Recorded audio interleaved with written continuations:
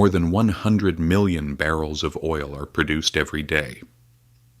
Oil moves vehicles, keeps aircraft in the air, supplies industry, and supports global trade.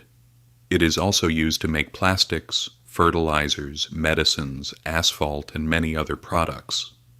But who really controls the world's oil?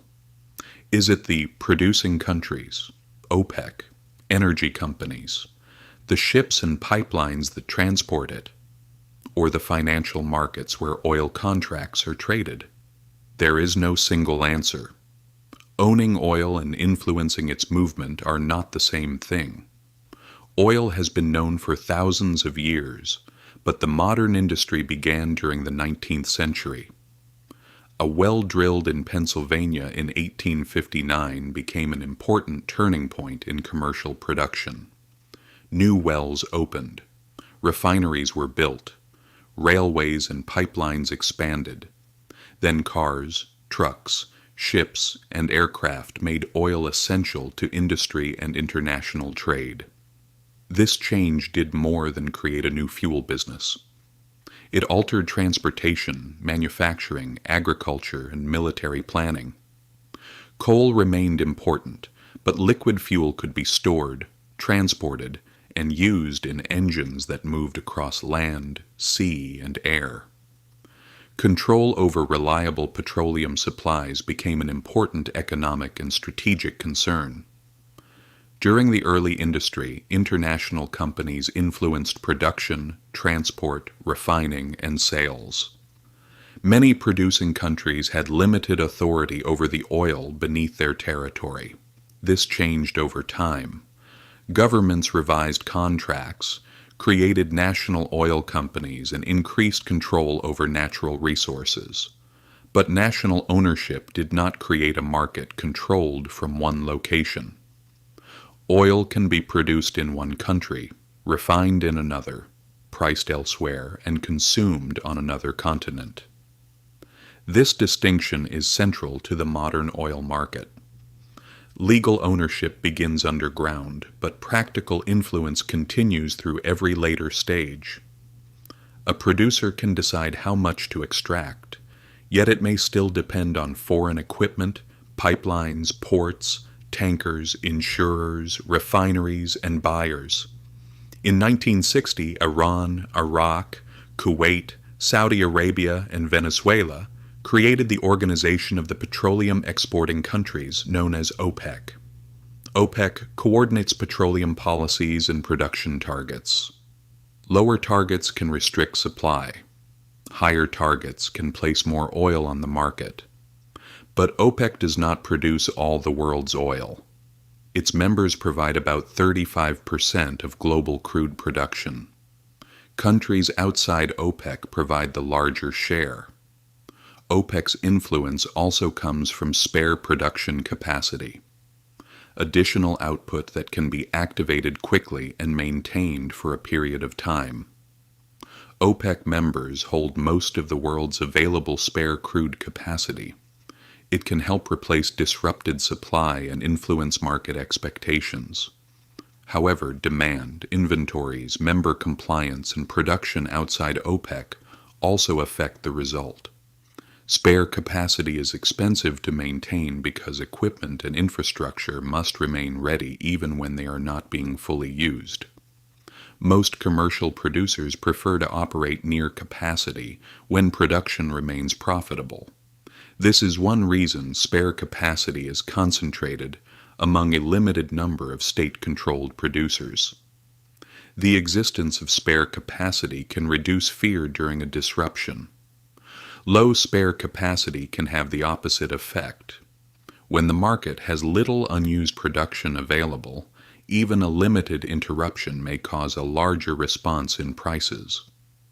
The 1973 oil embargo showed how quickly an interruption could affect the global economy. Some Arab producers reduced output and stopped sales to selected countries.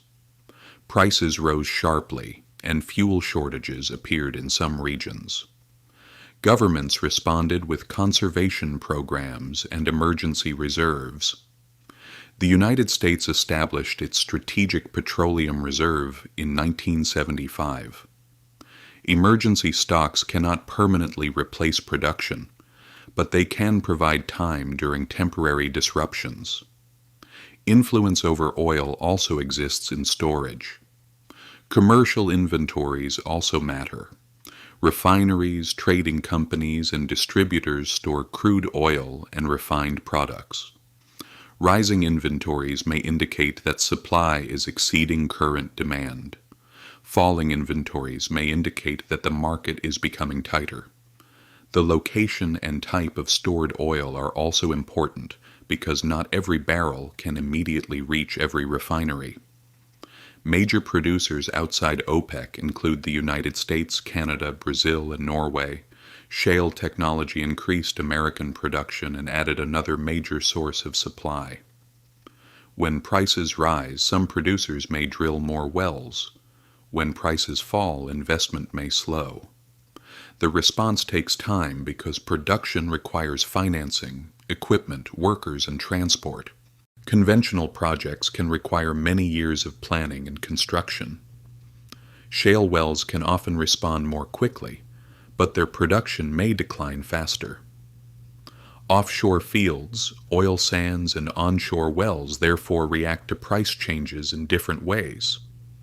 This diversity prevents any single production model from controlling global supply. Oil must also move from the well to the user. Pipelines, ports, terminals, and tankers are essential.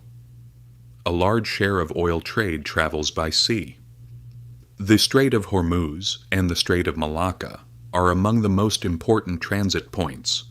The Suez Canal and the Bab el-Mandeb Strait also support major routes. If one route is disrupted, ships may travel farther. Delivery times and insurance costs may increase. Some routes have limited alternatives. Control does not end at the oil field. Pipelines create another form of dependence. They are efficient, but their destinations are fixed.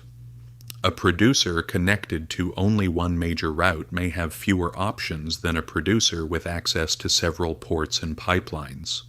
Tankers offer more flexibility, but they depend on navigable routes, available vessels, port capacity, and insurance.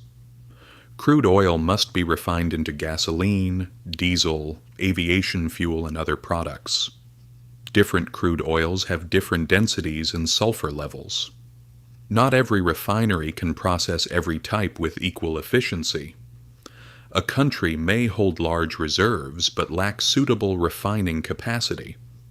Maintenance, accidents, or natural disasters at refineries can reduce fuel supply even when crude remains available. Production power and refining power are different. The quality of crude oil adds another limitation. Light crude and heavy crude require different levels of processing. Oil with more sulfur usually requires additional equipment.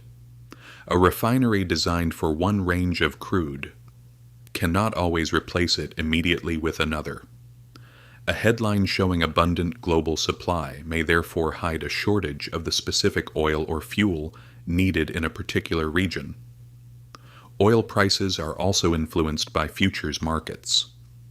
Producers, airlines, transport companies, and investors use contracts linked to future delivery.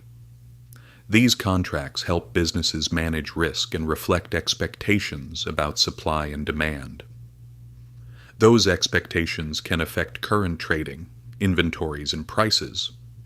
But financial markets do not replace physical reality. Production, consumption, storage, transport, and refining remain essential. Two major reference prices are West Texas Intermediate and Brent. They are not the price of every barrel. Different grades trade at premiums, or discounts based on quality, location, and transport costs. Reference prices provide common signals, while physical conditions determine the final value of a particular shipment. There is no single manager of the global oil price. Prices respond to supply, demand, inventories, production costs, transport problems, government policies and expectations. Growth can increase demand, recession can reduce it.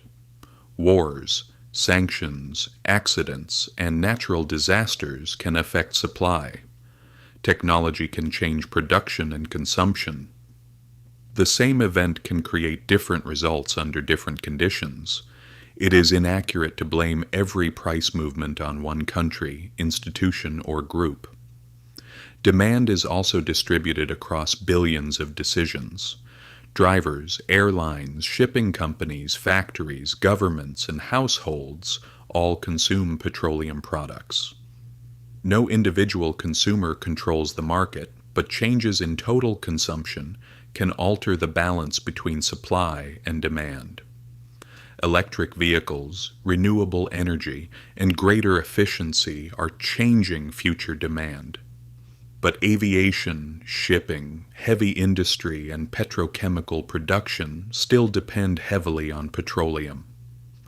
The transition will not occur at the same speed in every country or sector. Future investment creates another difficult balance. If companies and governments invest too little while demand remains high, supply may tighten. If they invest too much while demand falls, expensive facilities may become underused. Decisions made today can therefore influence production many years later. So who controls the world's oil? Producing countries influence resources and output. OPEC and OPEC Plus coordinate targets. Other producers add competing supply. Tankers, pipelines, and sea routes determine where oil can travel.